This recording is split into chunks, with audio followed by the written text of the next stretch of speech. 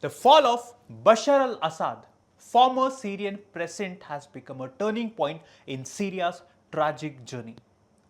Now, in the heart of Damascus, capital city of Syria, which was once full of power and pride, a heavy silence now lingers on Damascus. Bashar al-Assad, the longtime leader of Syria, fled to Moscow yesterday, signaling the collapse of government. His presidential palace, once a symbol of his iron-fisted rule, stands looted and abandoned. The once unshakable regime seems to be crumbling. Is this the end of Assad's rule or just another twist in Syria's painful story?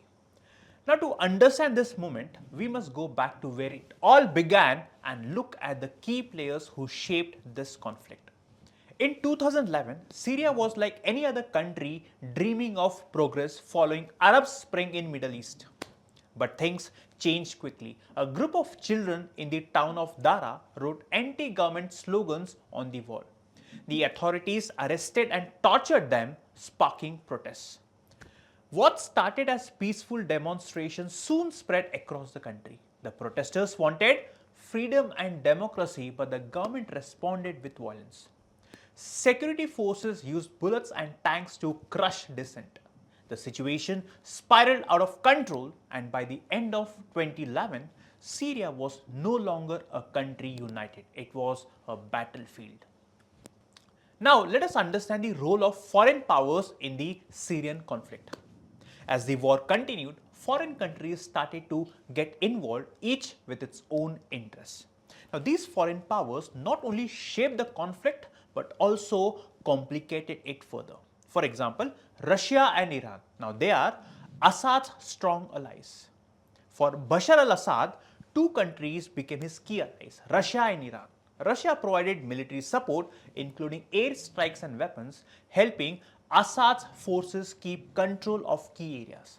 Iran, motivated by both strategic interests and religious ties, being a Shia majority country like Assad, it sent military advisors, fighters, and weapons to support the regime. Iran also mobilized groups like Hezbollah from Lebanon to fight alongside Assad's forces. The second is Turkey, which opposes Assad. Now, Turkey, on the other hand, has been one of the biggest opponents of Assad. Initially, it supported the rebels and provided them with weapons and safe havens. Now, these rebel groups are often a mix of moderate opposition factions like the Islamist fighters and even extremist organizations like ISIS, and they were united in their goal to overthrow Assad. However, there was little unity among them as the different rebel groups had varying ideologies and goals, ranging from those seeking a democratic Syria to groups with radical Islamist agendas like Al-Qaeda and ISIS. Now, this lack of unity and coordination within the rebel factions often weakened their efforts, allowing Assad's forces to regain control in key areas like Idlib and Aleppo. Over time, Turkey grew more concerned about the rise of Kurdish militias in Syria, who they saw as a threat to their own security. Now, for the unversed, Kurdish groups are ethnic factions primarily from the Kurdish people spread across Turkey, Syria, Iraq, and Iran, seeking autonomy or independence. In Syria, Syrian Democratic Forces, which includes Kurdish fighters, have been a key player in the fight against ISIS.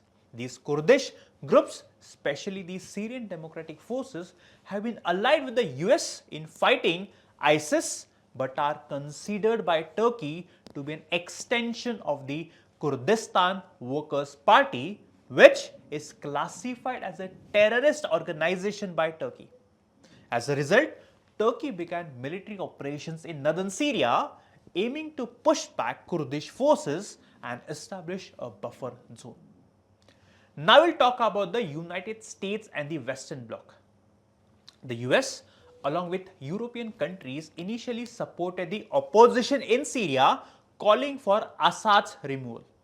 The US led a coalition against the ISIS, providing airstrikes and support to local forces, including Kurdish groups.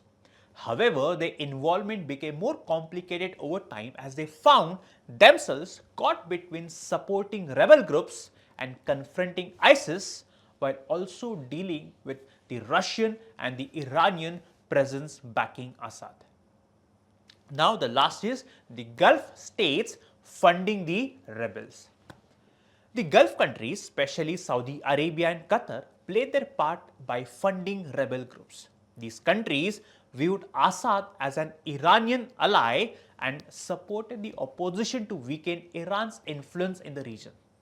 This made the war even more regional as Iran and Saudi Arabia became two powerful forces backing opposite sides in the conflict. Now let us try to understand how India reads the situation in Syria. India watched the Syrian war from a distance. It chose not to take sides but instead focus on helping the people, especially when India sent food and medicines to the Syrian refugees. Its approach was simple. Don't interfere in another country's internal matters but stand for peace and humanity. India also learned a lesson. The war showed how quickly a country could collapse when its people lose trust in the government. It reminded India of the importance of keeping its own society stable and united. So, what's next for Syria? The fall of Assad's government, if true, brings hope but also uncertainty. Who will take over? Will the rebels form a new government or will more chaos follow? The United Nations now has a big role to play. It must ensure that Syria doesn't face the fate as Libya, where the fall of a leader led to years of disorder. The focus should be on rebuilding the country, helping refugees return, and giving people a reason to believe in their future. So there is hope amidst the ruins in Syria. For over a decade, Syria has suffered. Cities have been destroyed, families have been torn apart. Millions have fled their homes, but even in the darkest times, Syrians have showed incredible strength. If the world comes together to support them, Syria could rise again. The end of Assad's rule is not the end of Syria's story. It could be the beginning of a new chapter, one of peace and rebuilding. But the journey will be long and the road will not at all be easy. Only time will tell if Syria can find its way back to